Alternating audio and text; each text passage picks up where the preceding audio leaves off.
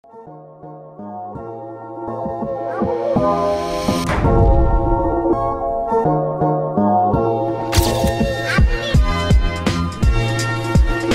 salut les amis à roulettes, j'espère que vous allez bien. On est parti ensemble pour faire ceci.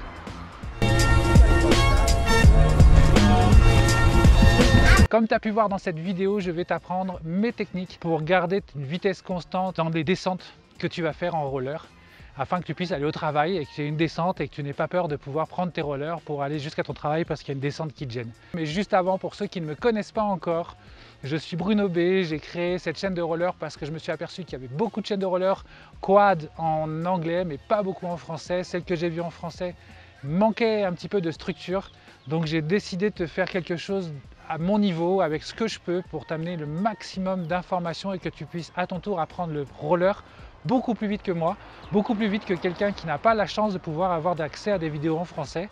Et donc j'ai décidé que maintenant je vous apporte tout ce que je connais et on est parti sur comment descendre les pentes. On va faire comme à mon habitude, je vais commencer par te montrer progressivement les pas.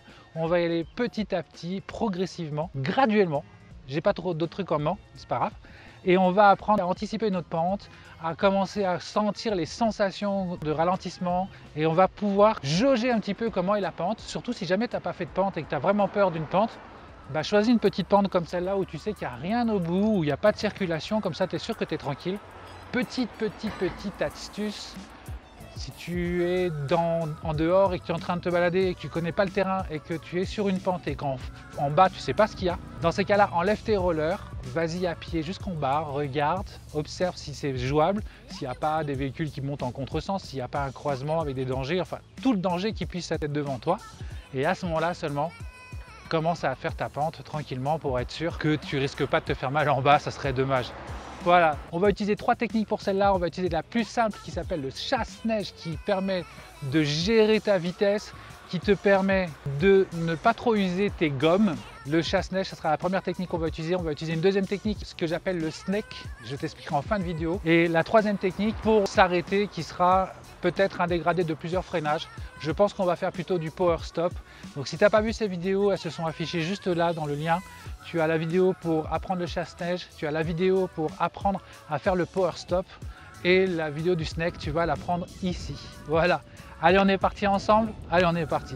Mais avant ça, on met ses protections. Donc je me mets dans ta peau, on est tous les deux débutants. C'est la première fois que je descends une pente. Donc la première fois que je descends une pente, je vais commencer par regarder sur le côté un petit peu ce que ça donne. Je vais descendre comme ça. Je fais ok, ça descend. Tu vois, après je vais descendre un peu comme ça. Hop. Je vois que la pente, elle descend toute seule. J'ai pas besoin de faire de pas, elle descend. Quand je commence à être à l'aise avec ça, pour appréhender ma pente, je vais commencer à avancer tout droit. Hop. Quand je vois que j'ai un peu peur, je tourne mes bras et ça me fait tourner. Tout simplement. Je recommence. Je vais aller un petit peu plus loin. Hop. Hop là, je tourne mes bras. Et hop, ça me fait tourner tout seul. Donc déjà, ça te permet en tant que débutant d'appréhender ta pente. Maintenant, on va partir sur le chasse-neige. Je me répète peut-être, mais tu l'as ici. Pour te rappeler un petit peu ce que c'est simplement un système où quand tu arrives, quand tu veux freiner, je vais te le faire en montant, quand tu veux freiner, hop, tu écartes les jambes et ça te ralentit fortement. Progressivement, mais fortement. C'est avec ça que tu vas pouvoir commencer à gérer ta vitesse dans la pente. Le chasse-neige, en fait, tu prends ta tente. Là, tu vois, tu commences à accélérer, tu fais oh là là. Tu écartes bien tes jambes. Et regarde, tu vois comme je pousse sur mes talons là, de chaque côté. Regarde comment ça m'arrête. Je descends pas. Et plus ça me gêne, et plus je descends mon centre de gravité, et plus je pousse. Et regarde. Selon l'écartement que tu vas faire, tu vas, comment dire, tu vas plus ou moins ralentir ou freiner. Je te refais la technique du chasse-neige. Je te refais cette technique. Hop, tu te laisses aller. Regarde, là j'écarte doucement, ça me fait ralentir un peu. J'écarte plus. Hop, ça me ralentit. J'écarte encore plus, je descends mon centre de gravité. Ça m'arrête. Tu vois? Allez, Je te la refais. Je vais prendre la petite caméra qui est là pour essayer de te montrer ce que ça fait pendant que tu roules. Donc tu es en train de descendre. Hop. Tu écartes tes jambes. Et regarde comment ça t'arrête. T'as vu? Tu es complètement ralenti dans ta pente. Je repose la caméra là. Il pleut. Les freinages vont être super, il pleut. Mais comme j'avais dit, même s'il pleut, c'est pas grave, je glisserai. Alors ça, c'était le freinage en chasse-neige. Le chasse-neige, ça va te permettre vraiment de gérer ta vitesse. Du coup, tu enlèves une peur et un obstacle, l'accélération dans la pente. Quand tu vois que tu accélères trop, tu gères ta vitesse.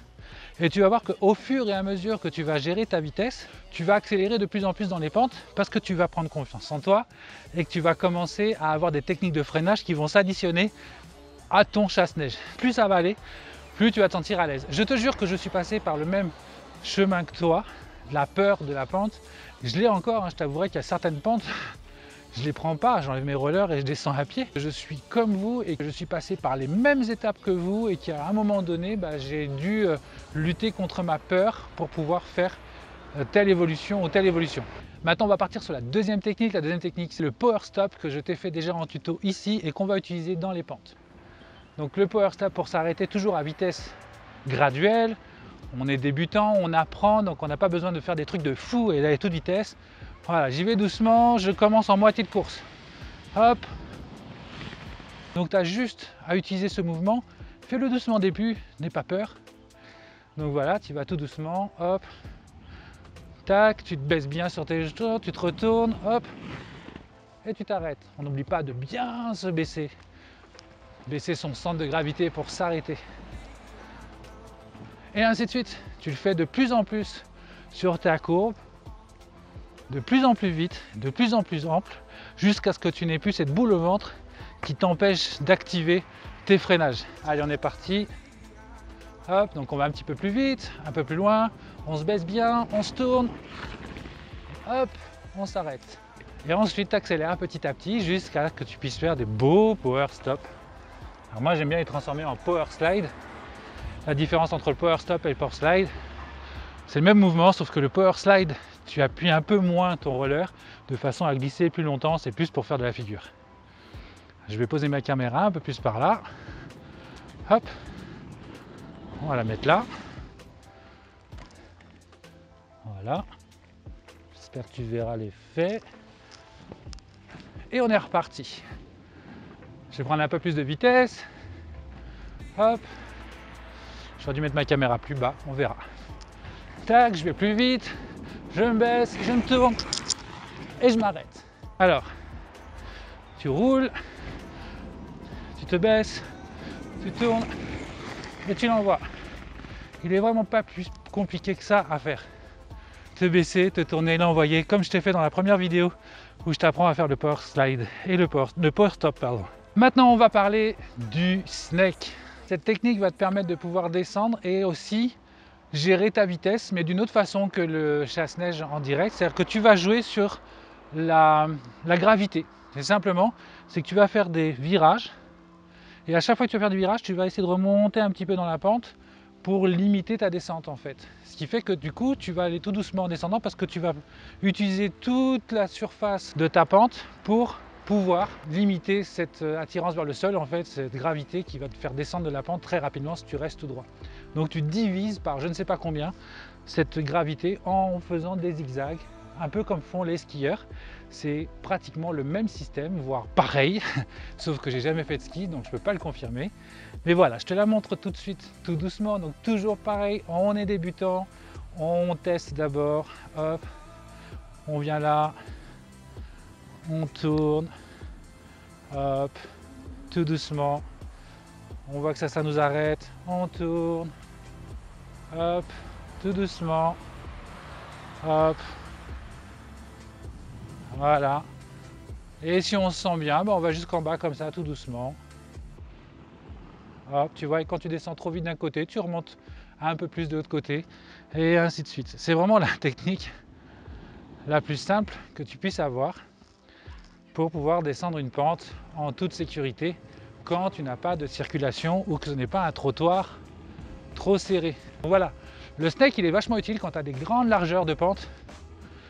Je pense que j'ai pas besoin de te montrer beaucoup plus. Le snake, c'est hyper simple à faire, mais il te demande une grande largeur de circuit pour l'entamer. Quoi dire de plus? Alors, on a appris dans cette vidéo à descendre une pente, à maîtriser sa vitesse, à utiliser des moyens de ralentissement différents et un power stop de façon à pouvoir s'arrêter dans la pente un peu partout et assez facilement. J'espère que tu as plein d'éléments sur cette vidéo. Si tu as des questions, n'hésite pas à me les mettre en commentaire. N'hésite pas d'aller sur mon groupe Facebook ou sur mon Instagram. Il porte le même nom que la chaîne, c'est facile à trouver. Dans tous les cas, demande-moi en commentaire, je te donnerai le lien. Il va falloir que je pense à le mettre dans mes descriptions. Je vais le mettre d'ailleurs, il sera là dans la description juste en bas.